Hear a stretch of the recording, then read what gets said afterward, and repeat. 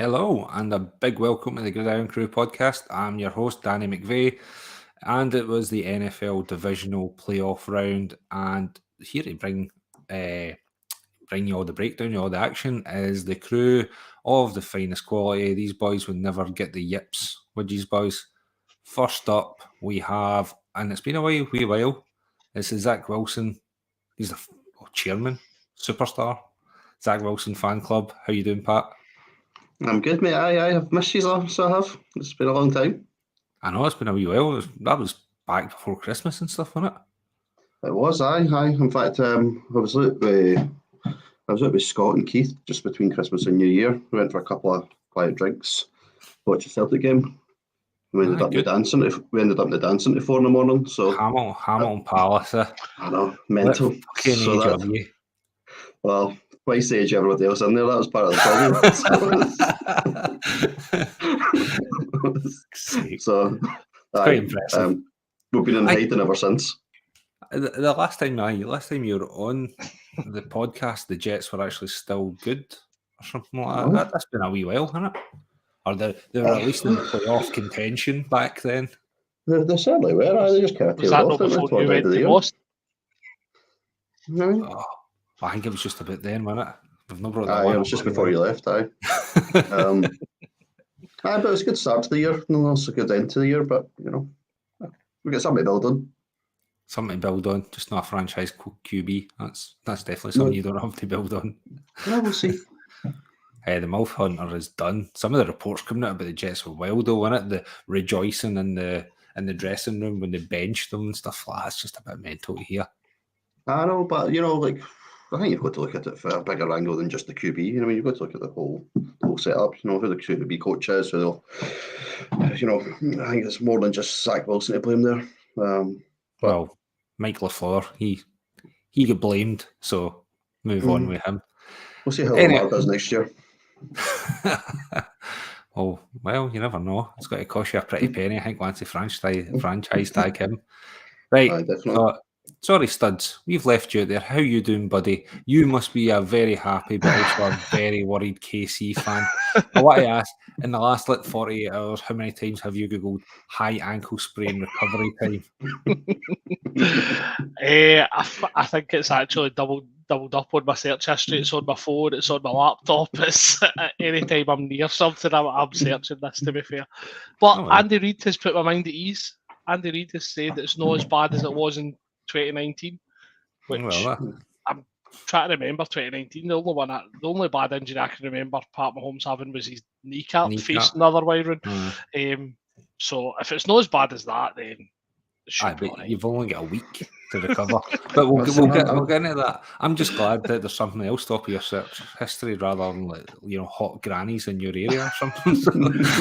Listen, I'm pointing the wrong way. Pat's the one that the grannies are all after. If you listen to Keith on the early intros, definitely was the grannies in Hamilton Palace. Well, right. Yeah. It depends what bit you go to in Hamilton Palace. I'm sure when we were all going to it, there was a certain section that was for grannies. It was a bit Wednesday night though. Aye, that was shut. It was right in there with the teeny boppers. So it was. Is that pension day? It is the Hamilton / Motherwell area, teeny boppers. Good chance they were grannies at this point. So could have been. Oh Jesus! Right, again, since we're into the playoffs and stuff like that, let's not mess about with any questions. Right, let's just get right into the action. 4 excellent games to get through. What we'll do is we'll start with the AFC, then we'll jump onto the NFC games, and we'll go through them sort of in order that they were played in. So first up, this one. Perk your interest there, Studs. First up, Saturday night, Jacksonville Jaguars travel to Arrowhead Stadium to take on the Kansas City Chiefs. Jags were obviously riding high after that comeback win in the wildcard round against the Chargers. Kansas were fresh off their asterisk bye. They were looking fresh, and they were looking to make it to, what is that, their 5th straight AFC Championship game, Studs? Their 5th? Yes, yep. 5th straight. But Chiefs fans, sphincters, quickly started to contract when they saw Pat Mahomes rolled up his ankle. It wasn't looking good, but let's face it, it was a Travis Kelce masterclass, led the Chiefs to a 27-20 victory over the plucky Jags, who did manage to put up a decent fight. Studs, I'm not going to waste any time. Let's just come straight to you, big man. Did you enjoy it? I think enjoy's probably stretching it, to be honest. It was close. Listen, love the outcome. Love the outcome. Not going to BS there, right? But it was tight, and I'd says it on the podcast. I thought it was going to be tighter than what the bookies were Your putting sphincter, the sphincter after the injury, or are you still talking about the result here? Well, as soon as you seen the Jags player drop a Macho Man Randy Savage knee on the ankle, you're always sweating. To be fair, do you know what I mean? So, when that happened, it was. You're hinting there that was deliberate. You're not putting any blame there on the defence, man. I would never suggest that another player would injure a fellow professional. Doesn't he play with the Saints for money? I would never insinuate that. I have seen people trying to kind of reach to that point that the Jags boy didn't try and wrap him up, that he's just dropped straight to his knees so he landed on the ankle. And listen, in the heat of the moment, if he's got the brains to and the quickness to kind of do that, then no fair play to him, because it's brutal trying to injure another professional. But I mean, the only thing in my mind, if I'm tackling Pat Mahomes, is get him to the ground. I'm not thinking about, there's his ankle, I'm going to drop my knees on it. I'm wanting him down so he can make a pass, and the next thing, somebody's 50 yards down the field scoring a touchdown. So if that Jags player had the wherewithal to drop his body on Pat Mahomes' ankle at that instant to make sure he injured him, then he's a quicker thing man than me. But that aside, be laughing at, but I can take offence to that wee chuckle there. Snipering me for the background. But the injury is obviously the big fear. Chad Henne getting his it was becoming almost yearly or bi-yearly appearance in the divisional rounds to pick up the pieces and drive us down the field. I mean, I think if I remember reading right, that's the longest playoff drive in Chiefs history, 98 yards that he led us on. So, listen, he's a good quarterback. He's no Pat Mahomes, but he done a job for us, and I think you need to give the guy credit. He stepped in a tough situation. Shows it's a system, Studs. Nothing to do with the QB system, sure. Right there. I'm sure we've spoke a couple of times about coaching matters. Have we not mentioned that a couple of times to steal a Brian Donlan phrase? I'm obviously a bit tongue in cheek there, but I guess I'll keep it with you though. But I think this game shows that when Mahomes isn't at his best, you've got Andy Reid, Eric Bieniemy there, who can scheme things up. They can make sure that Travis Kelce gets wide open. Pat, I don't know if you watched this game, but obviously I alluded to it there. It was an absolute masterclass from Kelce. Just everything in the line, chipping away at the line, blocking, and then all of a sudden find yourself in about 5 yards of space. And again, that makes it easy. That makes it easy for a one-legged Pat Mahomes or a Henne, or even early doors. Pat Mahomes was showing the flashes. You're seeing jump passes, sidearm passes on the first drive. Just scheming wide on, unstoppable when he's in that form, isn't he? No, he's brilliant. So it's absolutely brilliant. Even on one leg, he even managed a jump pass. So his good leg for MVS. His touchdown at the end as well to steal the game. So he did. So no, absolutely top class. But if I was a Chiefs fan, I'd be a bit worried to get it next week. So I would. I think, we say that Kelce was brilliant, absolutely superb. But, that's in the coaching as well. They moved him around about the whole field. They knew that Mahomes couldn't chuck it. They knew he couldn't scramble the way he used to scramble. So they totally relied on Kelce. But it was cracking to see the way they did it.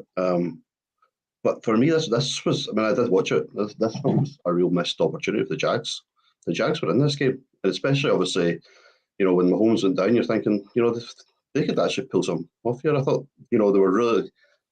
It's unlucky, but actually, they shot themselves in the foot a few times as well. If you look at the drop that Christian Kirk had, that's a 60-yard. the roughing the passer call.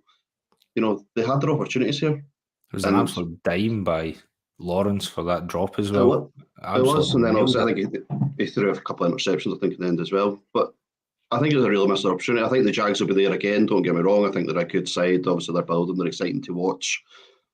But they could have won. And I think, don't get me wrong, if Mahomes hadn't had that injury, I think they'd have been out of sight. But with that injury, I think they definitely could have taken them. I definitely think it was a bit more of a missed opportunity. I think you're doing our defence a bit of a disservice here because Chris Jones was wrecking that line. We've spoke about it. He started play. He's stepped up at the right time as well. So he started to come good in the latter half of the season. Frank Clark doing what Frank Clark does in the playoffs. He gets round the edge and he starts getting QB sacks. And I mean, you're starting to see that line. Listen, the Christian Cup pass is just a complete drop. I'm not going to turn around and say that was great defending from us because it blatantly wasn't. But you're looking at rookies in there like Jalen Watson getting another pick today. Again, mentioned in the pod last week the fact that he'd got a big pick in the Chargers game to win the game for us, and then you've got obviously the Agnew fumble. And I mean, as much as it benefited my team, I did feel a bit sorry for Agnew because he had some excellent punt returns, and if it wasn't for Butker's face taking his knees out, he probably would have had another touchdown from a punt return.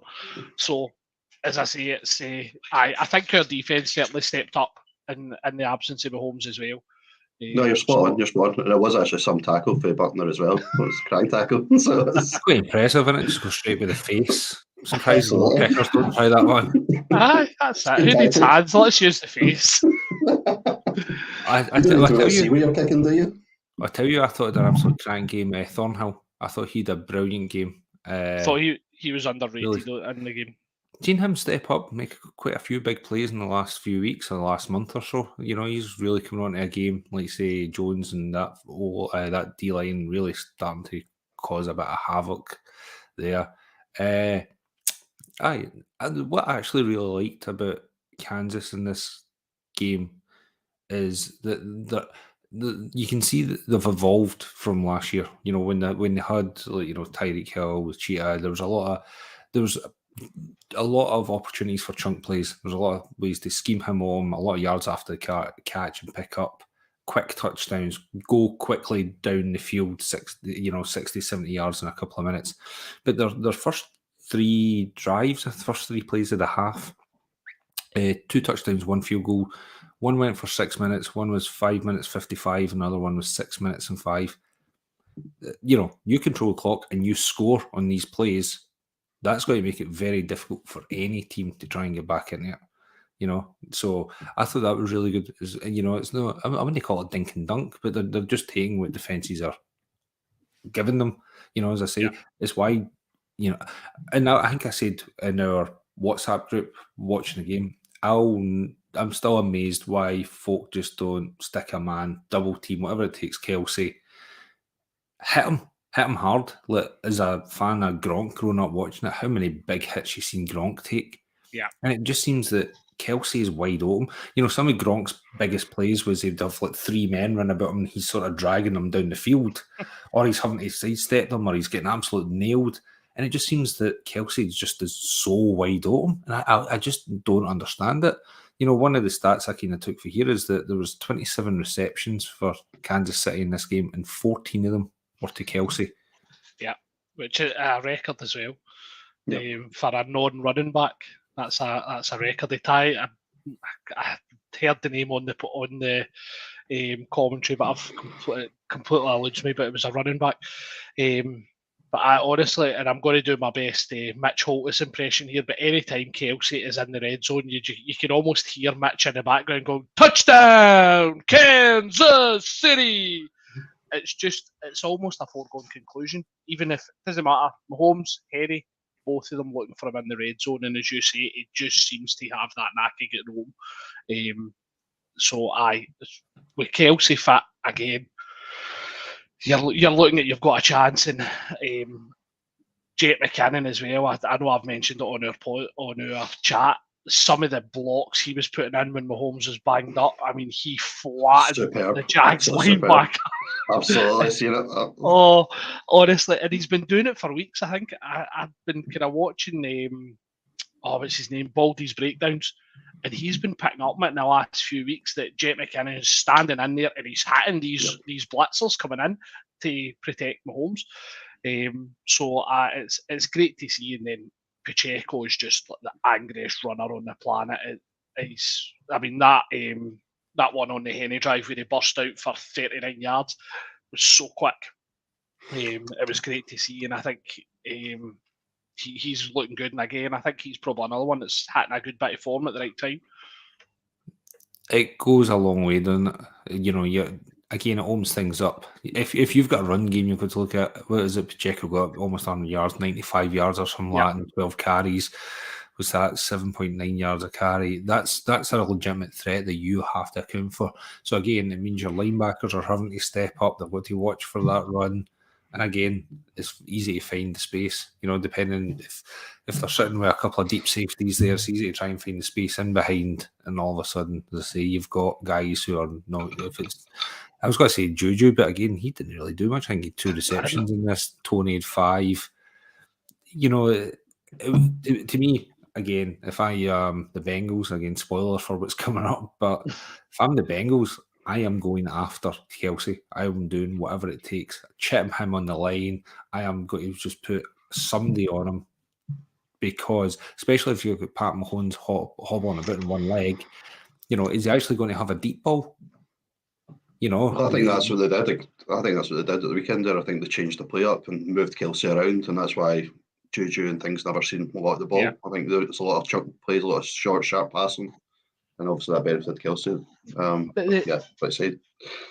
I guess Juju was good at that. Juju was good at that in Pittsburgh as well, though, getting off the line quick and getting the slants and stuff. That's where Juju was most effective. So if we are getting Pat on one leg, essentially, I think you're going to see more of that for Juju. Tony's another one. His releases from when he was at college was very, very good. Obviously didn't see it much in New Jersey, but he's certainly doing his part in Kansas just now. So I think these guys will be key in getting releases. Obviously, Kelsey is doubled up, whatever. Then you're going to be looking at guys like Juju and Tony to get those quick releases, to get open. I think that's where McKinnon's really good as well. McKinnon's really good in the passing game as well, and you've seen that in the regular season. He scored a lot of touchdowns to that. He was a really good threat in the passing game. So I think he got 8 touchdowns in the last 6 games, or 7 in the last 6, something like that. He was one of my waiver wire pickups. That's what I always remember.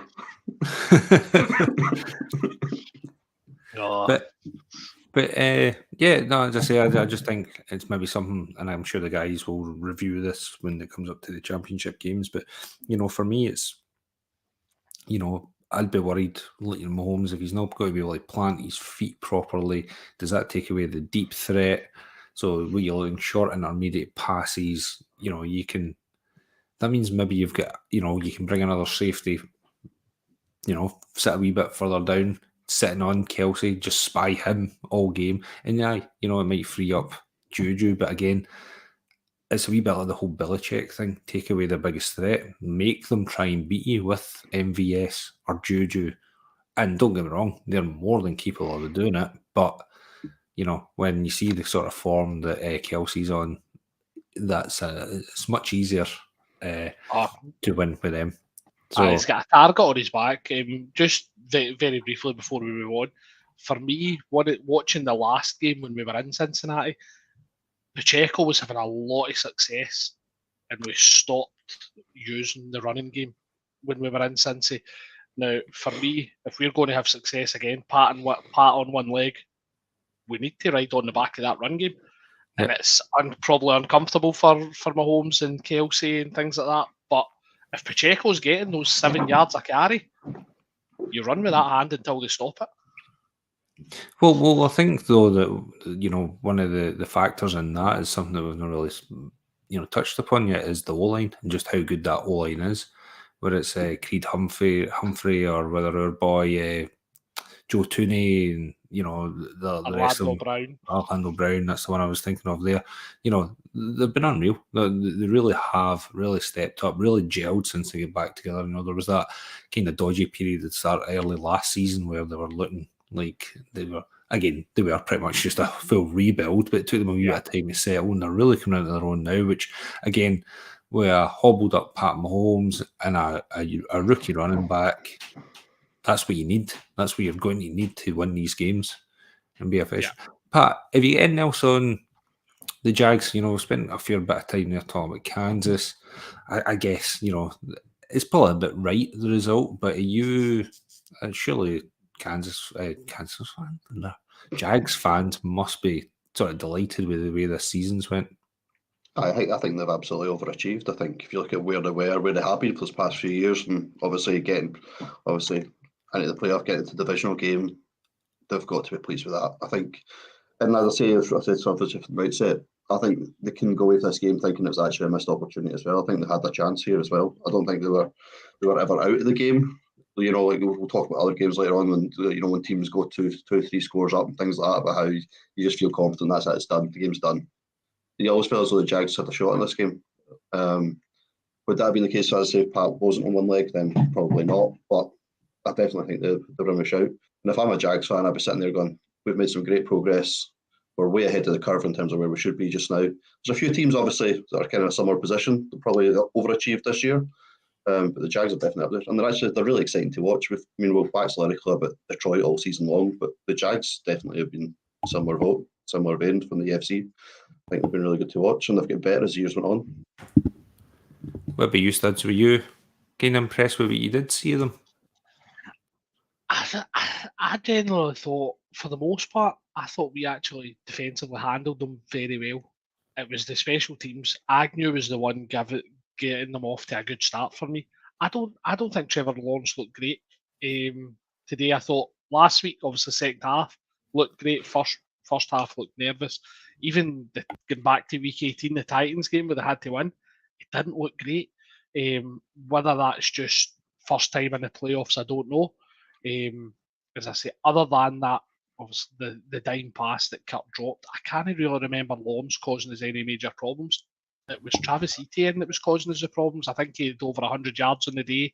No, sorry, 60 odd yards and a touchdown the day, sorry. But he was the one that was causing us problems rather than Trevor Lawrence for me. I thought our defence stood up pretty well, if I'm honest. So, again, first time there, I think they're going to go from strength to strength, being perfectly honest. I trust Doug Peterson. I think he's a good coach. I think the Jags have certainly got an off-season to look ahead to and see where they go next year. Nice one, right? Let's jump on because we've got another good game coming up here. Next up on the other AFC game was, the snow was chucking it down at Orchard Park. And it was, it was quite a bit of classic, which for me was an absolute classic showdown between the Bengals and the Bills Sunday night. It was obviously only a few weeks ago before the teams had to postpone. It was the Week 17 game due to Damar Hamlin suffering that cardiac arrest in the field. So it was great to see him in attendance last night to witness what was a complete slapdown by the Bengals.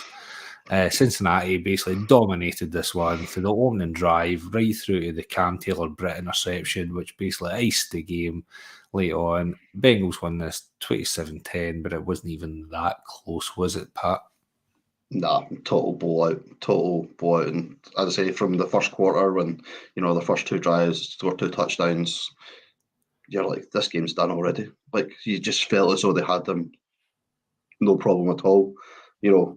Joe Burrow, I'm sure we'll talk about him for a long period here, but he's cool, absolutely brilliant. Didn't have a single 3-and-out the whole game.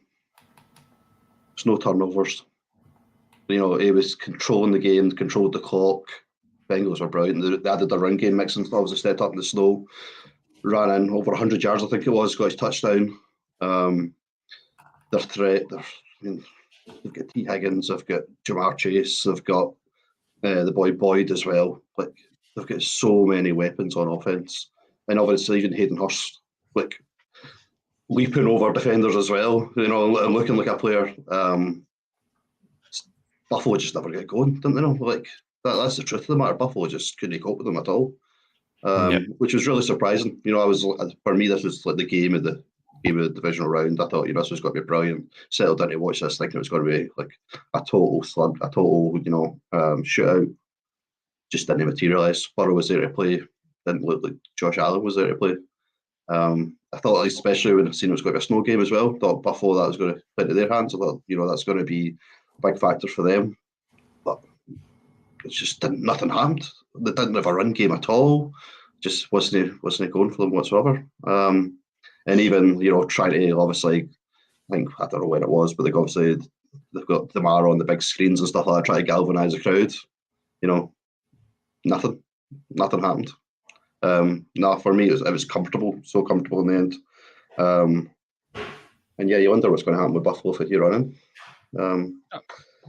You did have some harm. You'd Stefan Diggs throw his toys at the pram and try and run out the locker room. Do you know what I mean? But that was about the only passion that the Buffalo Bills showed in the game, to be honest. And as you say, Josh Allen did try to start a fight at one point. Josh Allen always tries to start a fight and then let his own like, you've just done that, so as I would jump right in that. Set up beautifully. Josh Allen always tries to start a fight, especially when he's losing. Look at the game was it last year, maybe the year before.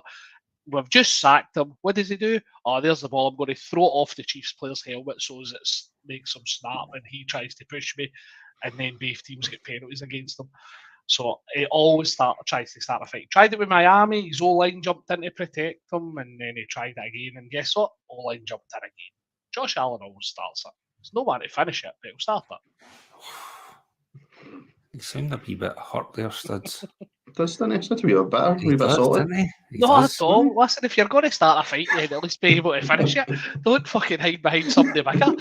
To be fair, he is like 6'6" and about 250 pounds. Like, let's face it, he's a big dude. That's my point. He's not a wee guy.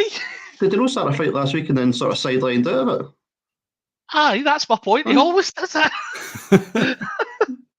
That's exactly my point. He always does that. But it's just, he's not a wee guy. He's 6'5". He likes to truck people when he's running with a football.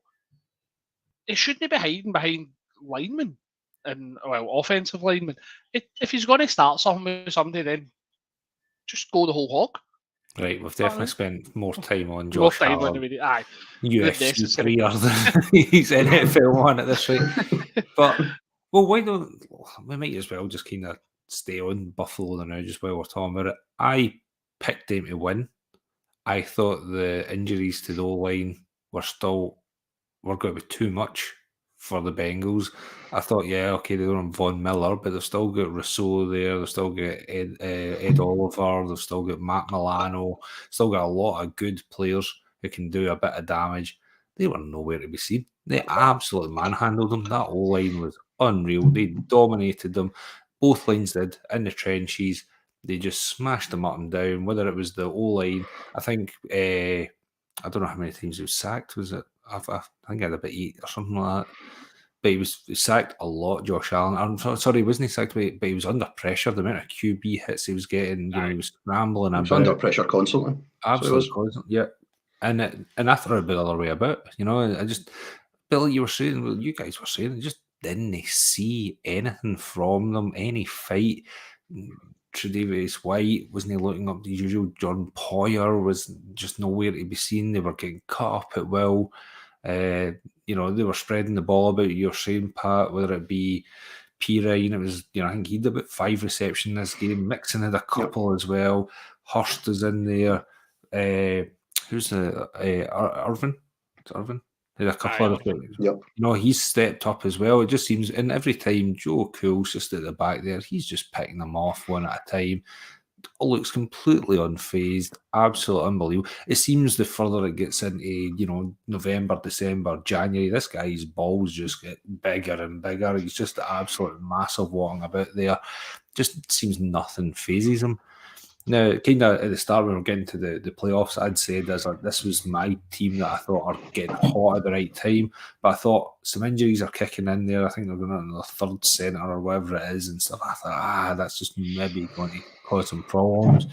But again, guys like Ted Karras were really stepping up to the mark here. And they did an absolute great job of protecting.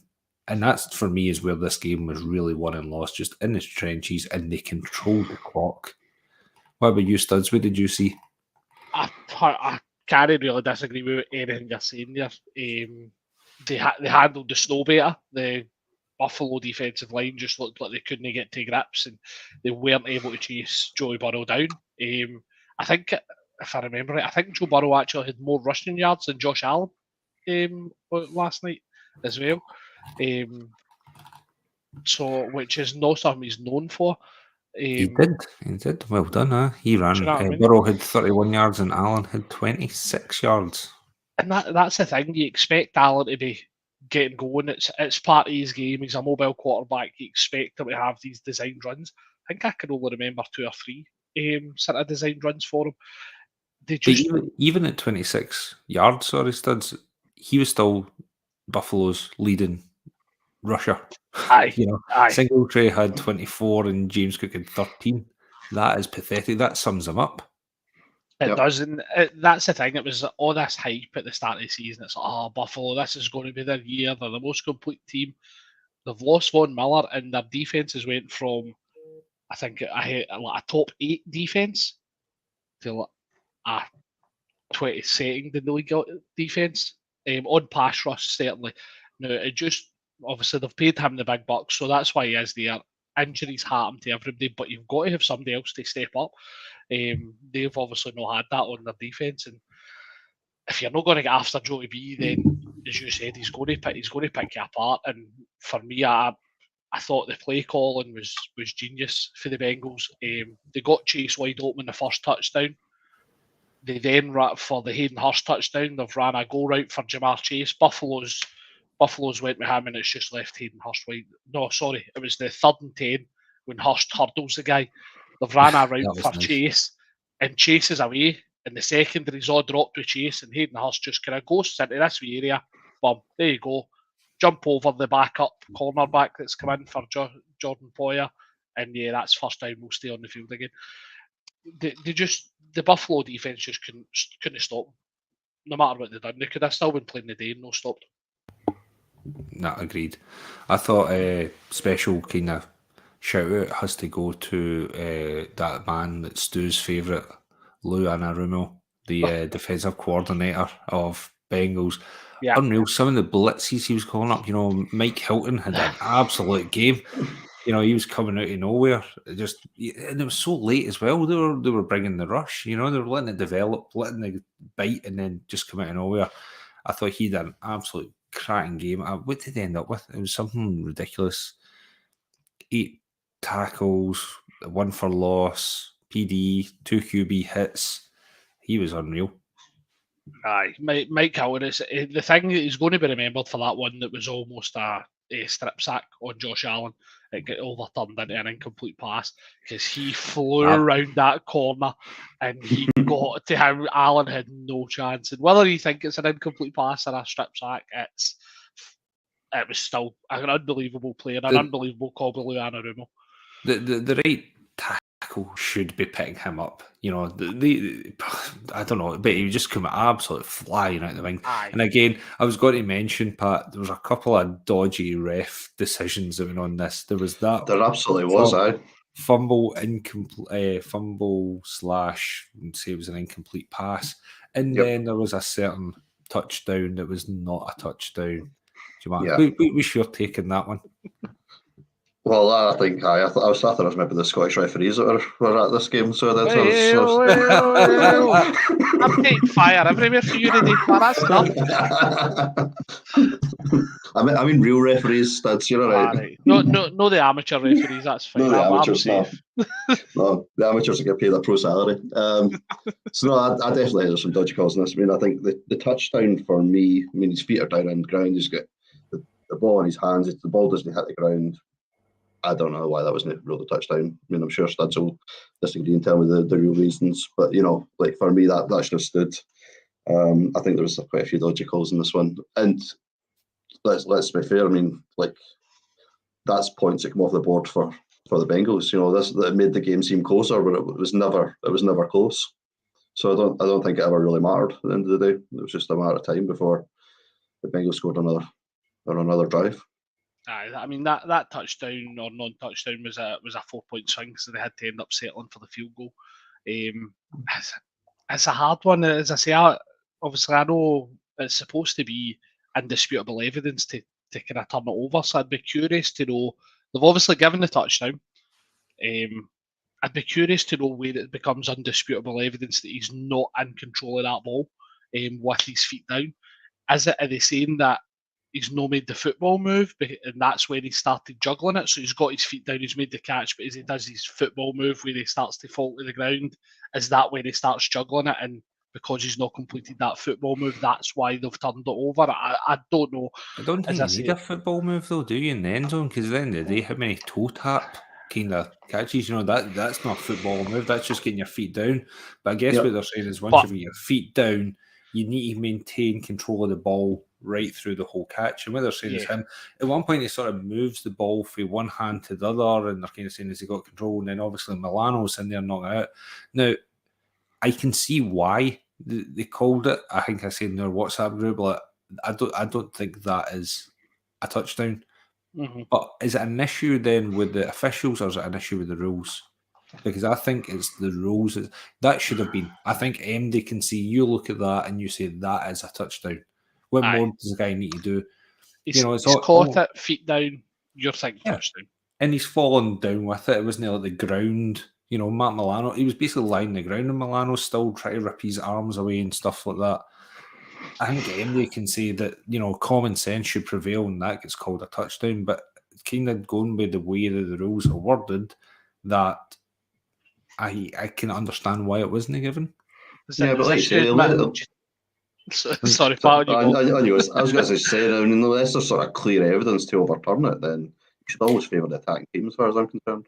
But that was all clear as far as I could see. You could see exactly how the ball was moving. You could see Milano's hands in there. It was just, again, the interpretation that that's the rule. Is it right? I don't think so. But was it, per the rules, was it the right call? I think it probably was. So, again, maybe it's something they need to discuss in the postseason, get all the owners in and put something forward to get that changed. But it just, again, it throws out that debate there, what is a catch and what isn't. And we shouldn't, year after year, we shouldn't still be at this point. Is this you admitting that Jesse James was a catch? Oh, no way. There was no football involved there at all. Everybody knows it was never a catch.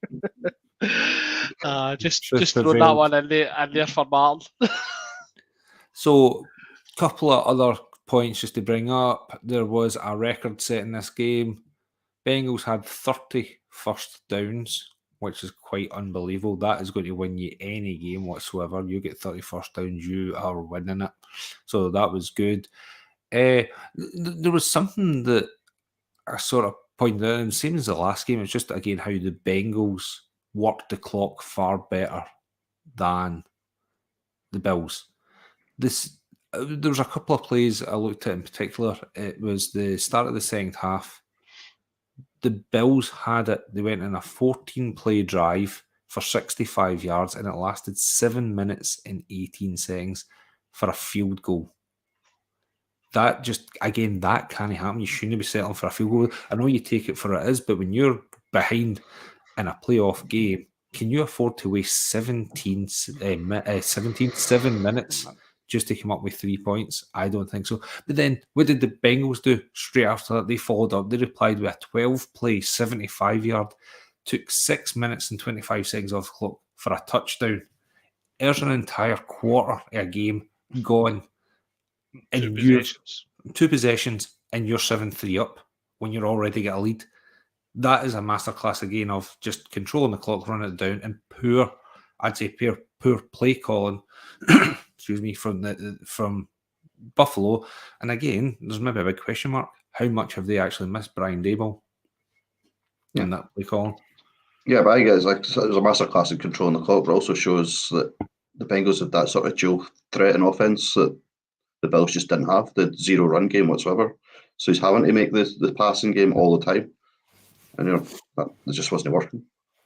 But again, when I think guys that like Shakir, Diggs, Knox, Beasley, Gabe Davis obviously been an absolute standout recently. Surely there's some big plays, you get chunk yards. You can go 65 yards in a hell of a lot quicker than 7 minutes. And I know the snow's there and that's going to slow things down, but come on, surely you can actually take bigger chunks there. And maybe that's what Diggs' problem was. Maybe that's why he was having an absolute go at Allen on the sideline, because he wasn't seeing him open. He wasn't making these deep shots. But either way, it's another, for me, I'm happy to see it. It's another missed opportunity. I think Allen's cap hit goes up by about 23 million next year. They've got a whole load of talent that are about to come free agents. Has their window closed? No, I'm delighted because the Pats are back, baby. But we'll shut up, you.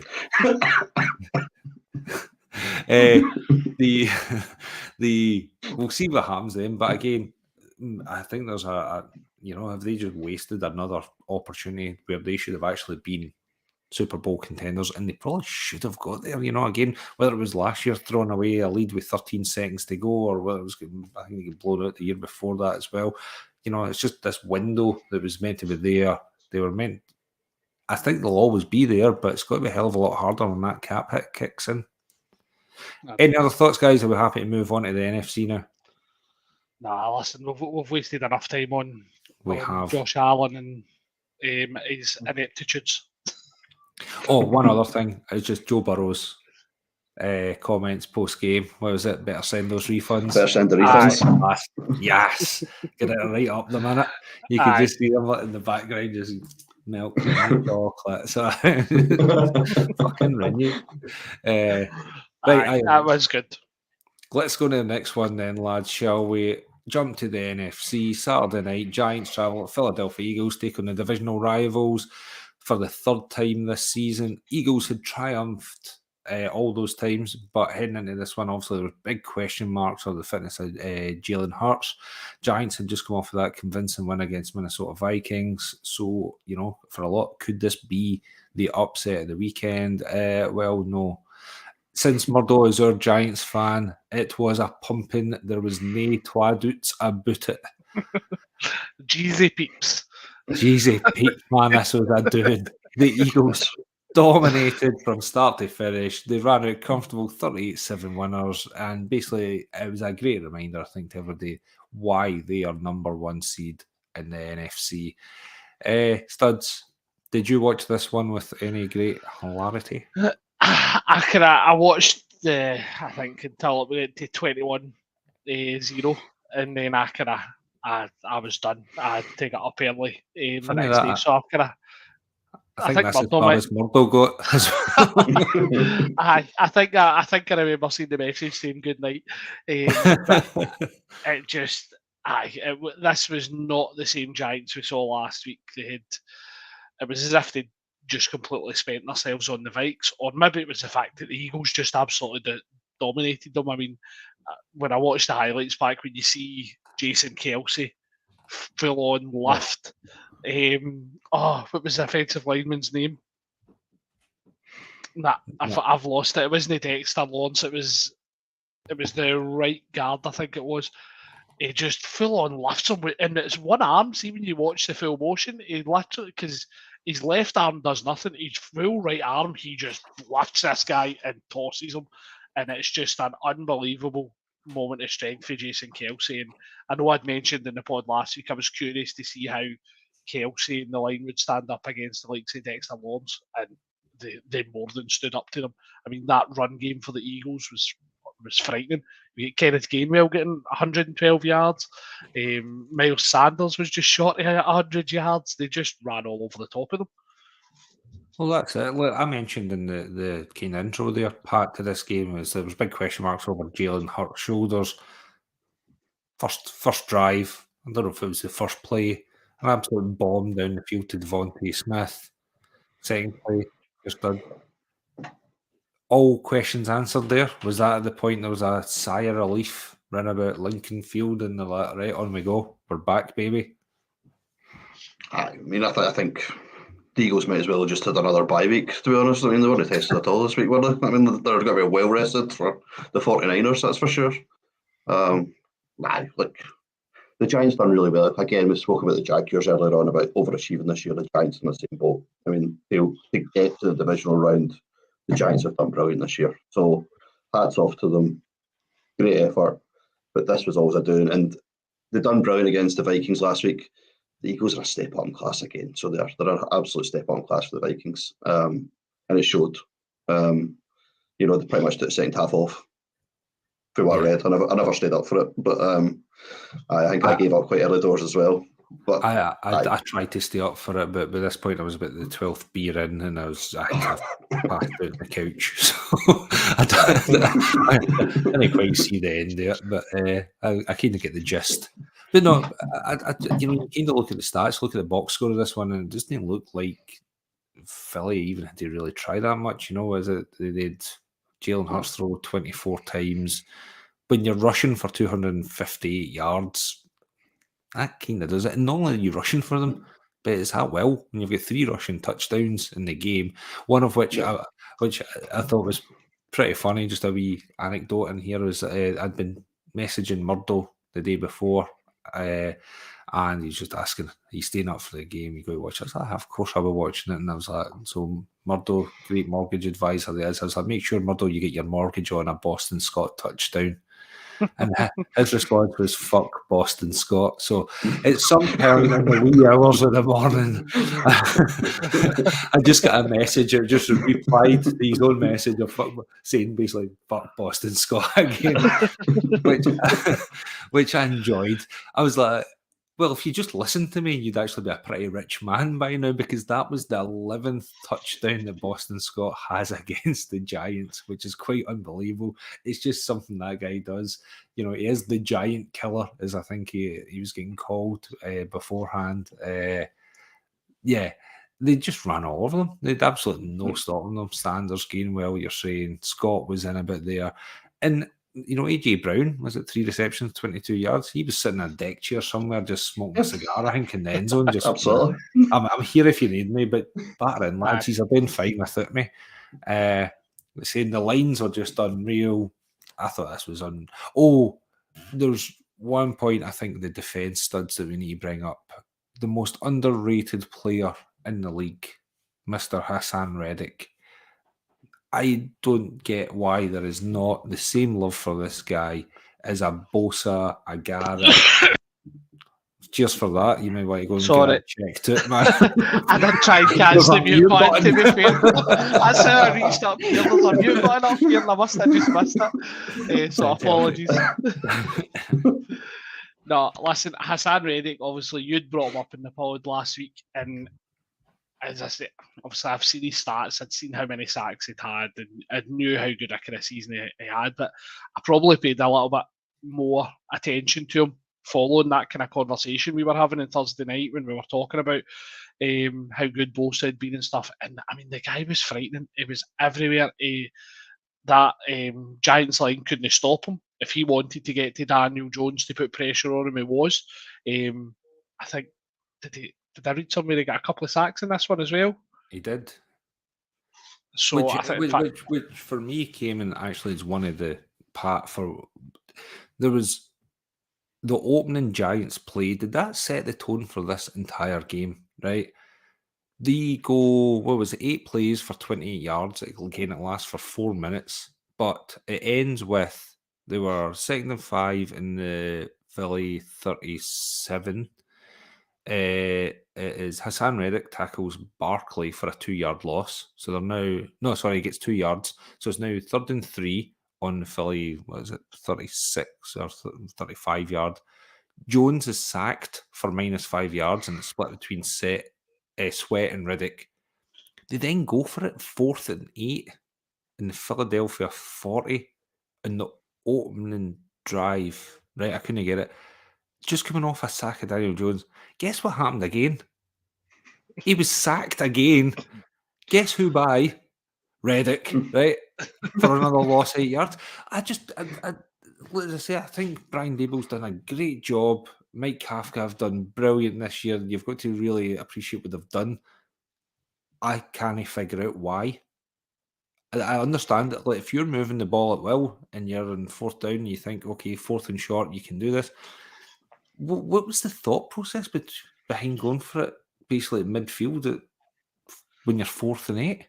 I think with they're already 14-0 down at that point, so he's already 2 touchdowns down. Their defence. That was their opening drive. It was 7-0. Oh, I just couldn't understand that one myself. Go back and go home. Aye.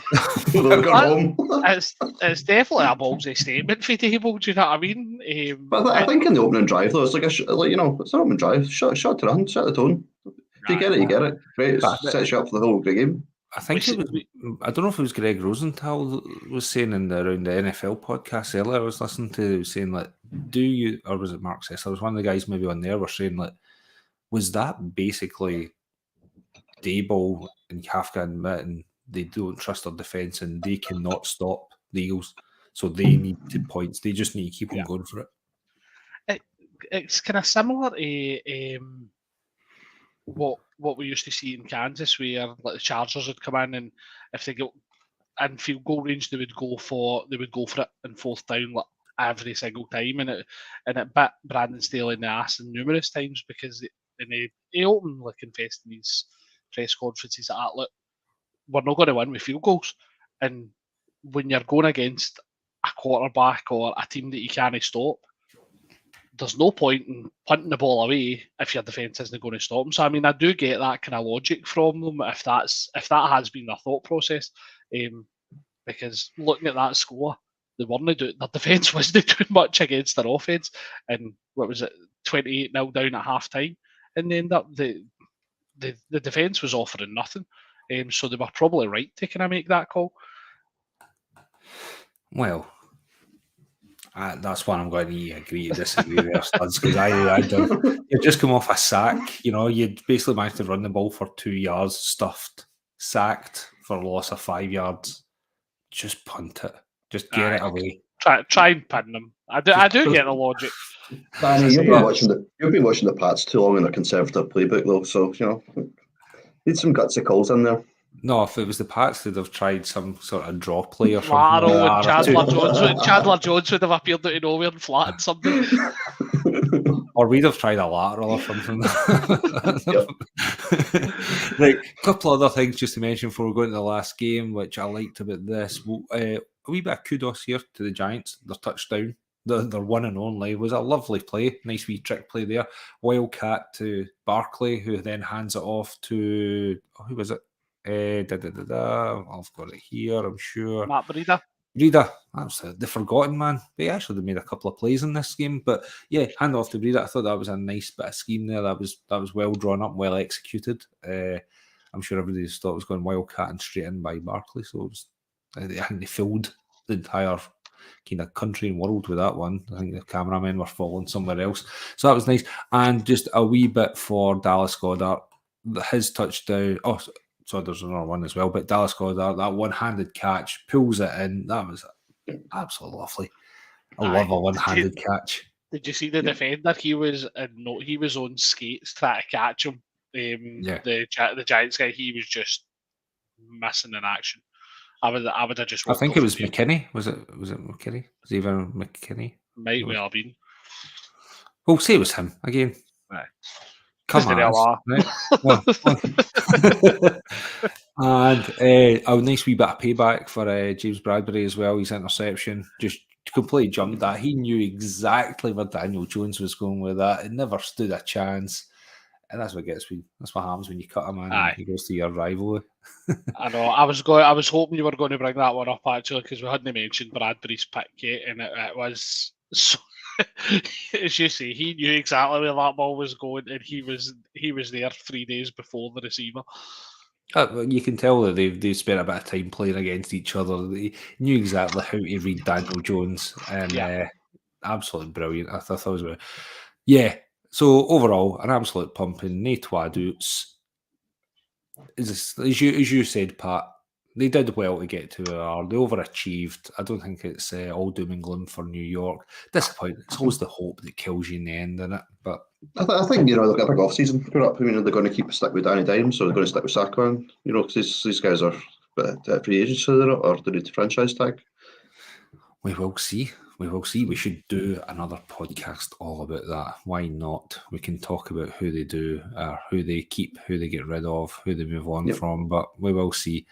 Still the second best Jones quarterback in the league. Anyway, right, let's go into the last game here, lads. It is NFC Divisional playoff game. Cowboys 49ers. This was this Sunday night match, right? A rematch of an old rivalry in the NFL. Dallas Cowboys, obviously, they were travelling down to Levi Stadium, take on the 49ers throughout the whole 70s, 80s, 90s.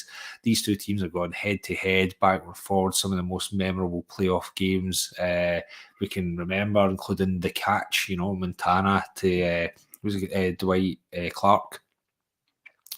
So all eyes on this one. I think a lot of people, this one circled as their top game of the weekend.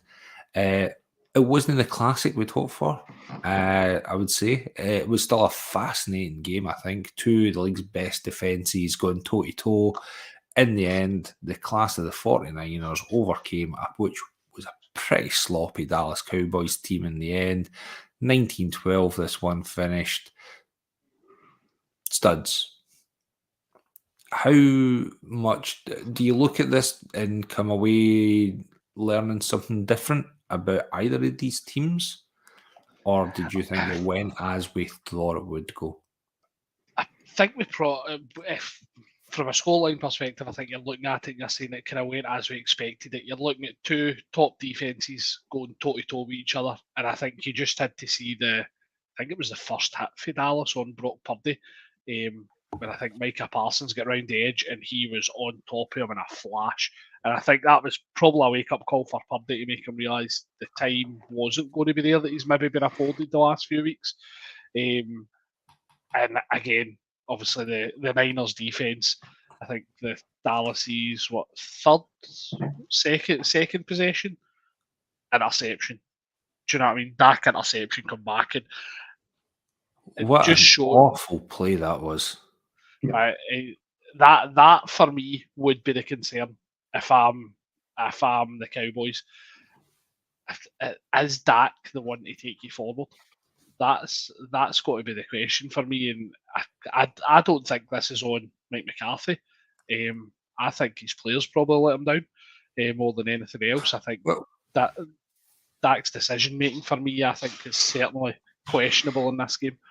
Well, before we, let's just do it now. You're saying let's go for it. Let's Mike McCarthy. We may as well just jump to that final play of the game. Fuck.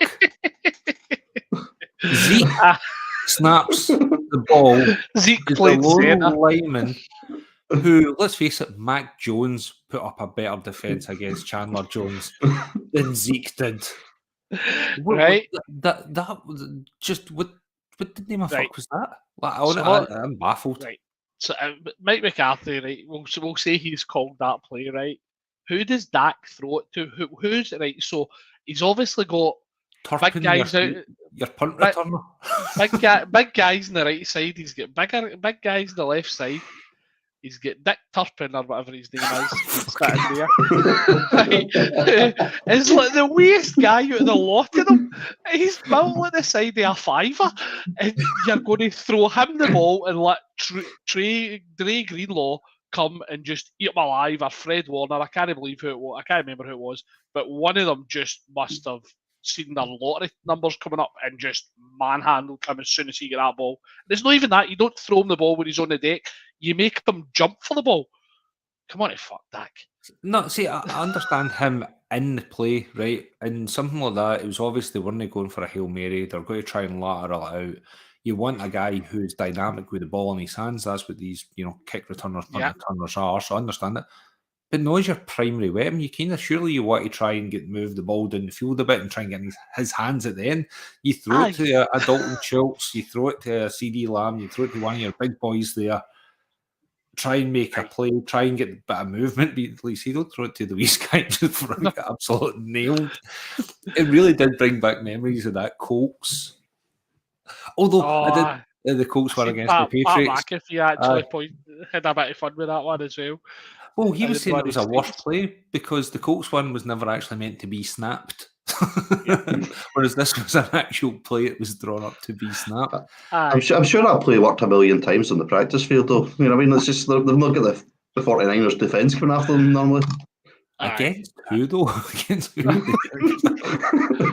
cheerleaders. Oh, no, you're talking. But no, and again, when we're going to make this one's not Mike McCarthy, yeah, the player didn't execute, but the clock management was definitely down to Mike McCarthy, and that was an absolute disgrace at the end of this game as well. So, come on, let's save. We can't just. Aye, there's elements of it are on Mike McCarthy, but obviously the execution for me is, I see that's I would be worried about Dak. I don't think Dak's looked the same since he's come back from his ankle injury. Before that, he was very mobile. He was making plays with his legs. I don't think you're seeing that as much now. Obviously, his ankle was in a bit of a mess, to say the least. So you're going to expect these kind of things. But even, I mean, you're talking through the most interceptions in the regular season this year. He played five fewer games than the rest of the starting quarterbacks. So let that sink in. He threw the most interceptions, but played 5 less games. I mean, and he's got weapons. There's no doubt he's got weapons. Oh, he does. It seemed to me in this game, though, that, or not in this game, but it's coming up, like he's the opposite of what we were saying earlier about Joe Burrow. You know, as things start getting in a bit colder, into colder weather, Burrow's balls, you know, are growing massive. Big cojones he's got there, whereas Dak seemed to be shriveling up into tiny little raisin balls or something like that. You know, he just seems to come. That's quite a vivid description, wasn't it? I hope he's enjoyed it. He's been in Grand Size bath first thing in the morning. Exactly. But you know what I mean? It just seems to have completely collapsed, and you know, I don't know, a bit of hubris again from Jerry Jones for the contract that they've given out, the contract they gave Zeke as well. I think he's on the line for about 16.7 million cap hit next year, Zeke. Yep. A ridiculous contract for somebody that's your short yardage back now. Yeah, and it was obviously unfortunate. I think Pollard broke his leg in this game. High ankle sprain. Oh, was it? No, he broke his leg. No, he broke his leg as well. He's got a break as well. I thought he broke his leg, so he's got a bit of recovery time now. Obviously, it's not an issue since they were completely pumped out there. But he's a free agent now. No, he's got to prove his fitness to get a contract now. Well, that's true. I'm sure they'll have plenty of suitors coming after him.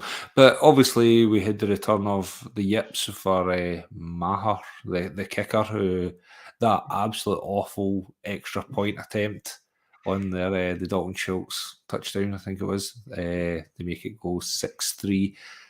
That was awful. Another kick. He did all right. He managed to pull back, get a couple of field goals in there. But again, that was something to watch. You know, you could just hear the commentators and everyone building him up. They're like, oh no, how's he going to go? And then it's low and left and it's blocked. And the pain. You could just see it.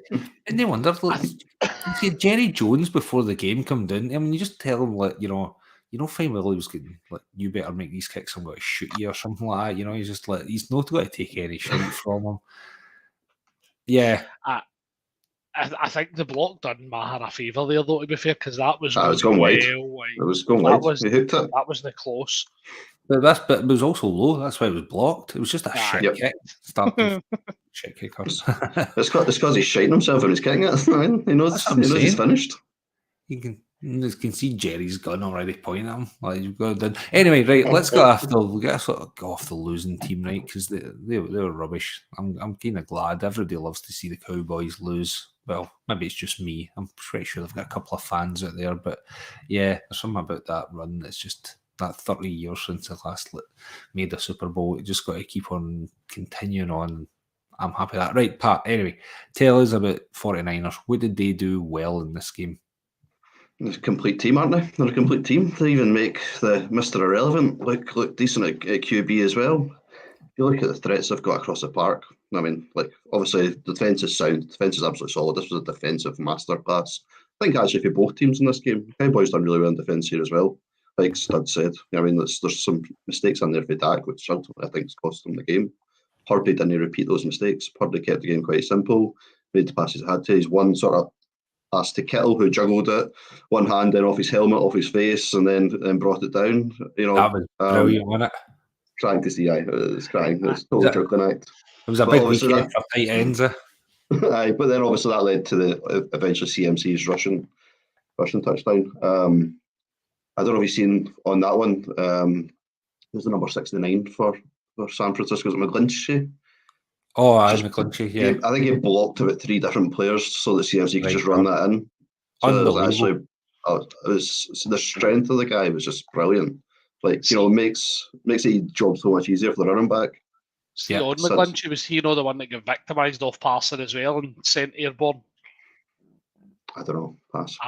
I think because there was one of the passing ones where he absolutely sent somebody flying as well, and I'm pretty sure it was McGlinchey, who isn't a wee guy to be sending flying. No, he's a big lad, an absolute unit. It's a total unit. But no, the 49ers are brilliant. Like if you look at their weapons they've got up front, you know, Ayuk's really stepped up for me this year. I think he's 1,000+ yards this year as well, 20 touchdowns. Obviously they've got Debo, they've got Kittle obviously back.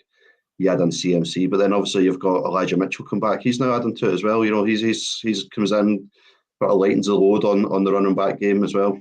And as I say, Mr. Irrelevant coming in. He's now 7-0 and heading towards the NFC Championship game. Not bad, is it? Is he the first rookie to make it to the championship game? No, I'm a liar, aren't I? Did Ben not do that as well? Don't know. Well, let's just say he did, right? If anybody's listening, again, come at us. Come on. You know, I've got to say, though, I think for everything that Brock Purdy has done recently, like, you know, you can just go to, you know, take your hat off to the guy. You know, like I said, 7th round pick, last overall, Mr. Irrelevant, and all that sort of stuff. He had a couple of plays in this game, though, right enough, where he was starting to look like that rookie, though, but he just seemed to be, you know, the Midas touch almost, that everything just seemed to come off for him. You know, he threw a couple of passes there which probably should have been picked. They were pretty dangerous, but obviously didn't lead to none towards. So again, I guess he's kind of getting there. They're making the plays, getting through it. Dak obviously threw up those 2 interceptions. I think one was to, what was it, Lenore, and another one Fred Warner. Yep. In the game. Yep. Yeah. Again, Pat, have you do you look at this game and think, okay, they're maybe not quite the powerhouse they were? You know, after last week's game, I was all in 49ers. I thought this is the complete team. They're going to dominate. They've got the lines to do it. They've got the talent to do it. You know, 19 points. I think previous to this, the last sort of 4 or 5 games, they really scored below 34 points or something. With this one, 19. We saw just what the Eagles did to the Giants. You know, do you see, should Niners fans be worried? I don't know if they should be worried. I mean, I think for me, I took the Niners to win it this year. I think they were the best shout for it this year. There's obviously question marks over Purdy QB. I think that's a 1 weak spot. I think in the team defensively, they're massive. They're insane. Their defense. Their O line's good, and they've got weapons up front. It's just like sort of QB. And like you say, we've seen over the past 7 games hasn't really been an issue against a good Cowboys defense. Yeah, they did struggle, but they found a way. So they did, and you know, for me, they didn't look in any danger. I didn't at any point think the Cowboys are going to win that game. I mean, if anything, I thought, you know, Cowboys have got more mistakes in them. If the game is going to drag on any longer. Eagles are going to be a tough test. As I say, off a bye week and then playing the Giants where they just weren't tested and basically rest the second half. So, well, actually, that's a good point. Studs, you getting else to put in this game? Are you happy? No, I think Pat's saying obviously Brock Purdy is probably the kind of weak link. I don't know, CMC's calves might be proving a bit of a weak link as well because he seems to have picked up a knock. And I think whilst Elijah Mitchell is very good as a running back. He's also injury prone as well, and let's face it, he's no CMC. So I think if he's struggling at all for this Eagles game, I think the Niners offense could be in bother, because you'll start to see Fox, Sweat, Reddick start to tee off on Brock Purdy for me, which is not going to be what Brock Purdy's going to want to see. It's a good test. It's a good game next week. I'm looking forward to it. Well, couple of good games. Why don't we have a look ahead to them then, right? Again, a wee sneak preview. We know the guys are going to do their thing later on in the week, when we'll get more information about, high ankle sprains and, CMC's hamstrings or whatever it is, calf, sorry. But, right, so we know who's playing who. We've got the 49ers at the Eagles Sunday night at 8 p.m. Central Glasgow time. Then we've got the Bengals at the Chiefs Sunday 11:30 Central Glasgow time. First of all, just a quick one, guys. Do we agree that the 4 best teams progressed? Yes. Yes, I'll keep absolutely. it simple. Yep. Yeah. Again, I think a lot of people have spoken about maybe the Bills down, like me, had the Bills to beat the Bengals, but no great surprise seeing them, and the best team won quite definitively at the end of the day. I think for me, from the AFC side, you're looking at the best 2 quarterbacks in the AFC, and I'm kind of done with having Allen in that same level. I think he's just slightly below both Burrow and Mahomes now. I don't think he's got to a level. He's got the weapons about him. He's not finishing the job for whatever reason. So for me, you've got Mahomes and Burrow, top 2 QBs in the AFC. If Mahomes is fit, then you're looking at a cracking game, and probably could potentially be a shootout if both are. Well, we know Burrow's going to be fit, but if Mahomes is fit. Yep. And Dan Orlovsky, I don't know if you've seen that. I sent on to you that he's Burrow down as the best QB in the league, which it's hard to disagree with the stuff he was saying. Not saying taking away from Mahomes, saying he's the most talented player in the league. But for the tangible things that a QB needs to do, reading defenses and all that good stuff, processing it, calling it plays, going through his reads, he is the best. But we all know Mahomes has got the magic touch. He's got every pass under the sun. He's elusive in the pocket. You can't bring him down. That stuff is the stuff you can't teach. Whereas, I kind of agreed with Dan Orlovsky in that one. It depends on how you're measuring it. Obviously, you're talking about the tangible things on a quarterback, but it's not always going to be the tangible things that's going to win you a game. No. Do you know what I mean? And that's the thing. It depends how you're measuring it. For me, it's what we should be doing is just let's just embrace the fact of how good the quarterbacks we've got and enjoy what we're watching. Okay. You know you're going to get magic from them. You know you're going to get these big plays. So let's just enjoy it. I'm going to bring this diplomatic studs. Until you mentioned Josh Allen starting a fight and then he fucking loses his head. Right. Right. Why don't we get our early predictions in, right? Something that we can put on record here so that can you cast back up to us at a later date, right? I'll come at you last, right? Well, why don't we start the first game, 49ers Eagles? Who are you taking early doors in this one, Pat? I don't know. I really don't know on this one. If I'm going to stick with 49ers since I've said it for the start, or to say Eagles are currently rested, I'll stick with what I've said for the start. I'll say 49ers. Stadzy? I've on my predictor I went Eagles, so I'll stick with that. I've got the Eagles. Oh, he's frozen in time, but he's gone for the Eagles. I'm going for Eagles as well. The Super Bowl. Oh no, he's back. He's back. We kind of lost you for a minute there. Aye. Eagles for the Super Bowl. Eagles for the Super Bowl, right? No, I've got the Eagles in this one. I had that the recency bias with him on a bye had me all in love with the 49ers, but having watched that performance against the Giants and just how complete they look all over the ball, all both sides, special teams as well. Yeah, I'm in the Eagles with that one. Right, Studs, I'll come at you last then. Bengals, Chiefs, Pat, what are we saying? Who's winning the early doors? Paddy Mahomes, dealing with basically half a leg, or Joey B, riding it cool, wanting refunds. If Pat Mahomes is on one leg, then I'm taking the Bengals all day long. Studs, the Arrowhead Invitational. The Arrowhead Invitational. I was waiting for it to drop in. Just so as Brian can sit and shout at his phone or whatever he's listening to the podcast on. So the Arrowhead Invitational's back. I have had the Chiefs to win it all through my kind of playoff bracket. I've got a Kelsey brother Super Bowl. Even with Pat on potentially one leg, I'm going to stick to my guns. I think our defence has been stepping up. So I'm hoping they have a big day and somehow manage to slow down those Bengals weapons. I'm going to say Chiefs. I'm going with Bengals. I'm all aboard. I am riding the Joe Cool's balls because by this point they are enormous. The Joey B Rocket. Yeah, everybody can just get on board his testicular fortitude that he owns, and he is just going to lead that team. Because what's not to love again? And again, I was going to say I love a wee bit of this sort of underdog, and I know second year in a row they were the Super Bowl. We can't call them underdogs, but there's still something about the Cincinnati Bengals. I think they'll always be underdogs, just given it's the Bungles, So no, at this stage, I'm going for an Eagles Bengals Super Bowl. So. What's that, an hour 15? I think we wrap up there, lads. What do you think? That wasn't bad. I thought, it's all right.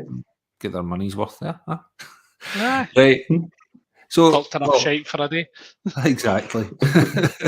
Any final thoughts there, lads? What you've got? Anything to add to it, Pat? No, I think really looking forward to the weekend. 2 cracking games. We'll see what happens. Superb. Studs? I've just seen that the event on Friday where I was going to meet Donny Hall at Maggie Bay's has been cancelled. Donny Hall has had an offer in America, so he's no longer coming over, which I am absolutely devastated about because I was looking forward to meeting the human joystick. The human joystick, the X Factor. It was So is the whole event being cancelled, or is it the whole two events? So Glasgow and Edinburgh have been cancelled. So I feel bad for the Stramash guys because they've obviously put a lot of time and effort into organising it, and it was supposed to be on Friday. We had Donny Hall, Jeff Reinbold, and Scott Cooper, formerly the Scottish Claymores, was going to be there. So it was going to be an interesting night. So I got gutted for that one. We'll hopefully get to reschedule and I'll actually get to make it. I was actually ended up talking to some of the guys over because I put up a tweet with all my Pat's gear out in the Pat cave, and it was good to see everyone out there. I definitely need to add to that. I need a few bits more, I think, just to bulk up. This is a blank mini helmet that I got at Christmas specifically for this event. I got a blank mini helmet so as I could get Donny Hall to actually sign it, and obviously no longer happening. So we'll stay tuned. Hopefully that kicks back off. And again, thanks to everybody who's listened, watched, all that good stuff. It's always a good laugh. Be sure again, subscribe, rate, and all that other good nonsense that we like to do. Find us on social media, Twitter, Instagram, YouTube. Drop us any questions, get involved. Always happy here for everybody. There's always great takes out there, very knowledgeable how much this sport has really grown right through Scotland in particular, so it's all good. The crew will be back to preview the AFC and NFC Championship games. That's it, lads. We're doing 3 games left of the year. It's hard to believe in it. But we'll go back. We'll do our best to... Somebody let a horse in there? What the hell was that? That was Pat. That was the best thing. That was Pat. 3 games to go. No, it's hard to believe in it. But well. Right, take it easy, lads. Take care all. Talk soon. All the best. Cheers. Take it easy, guys. See you. Bye.